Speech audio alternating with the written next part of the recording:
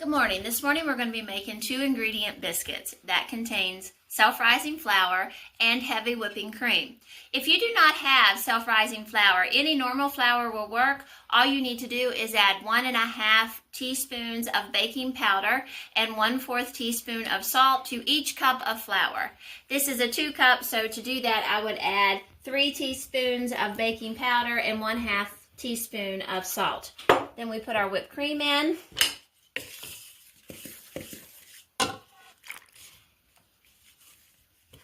Keep stirring until the moisture is stirred through, and then you work it a bit with the hands. We're going to roll it out and cut it with a wide mouth canning ring since I do not have a biscuit cutter. I've rolled out the flour to desired thickness, then I cut. I just bake my biscuits on cast iron just because I like how it does the bottom. It makes it nice and crispy. I have buttered this dish with butter, and I didn't have any lard left, and I don't use Crisco, so that worked just to use regular butter. This recipe usually makes 12 biscuits. I've only made 8 and a small one because I used a wide mouth ring rather than a narrow mouth. We're going to bake them now at 450.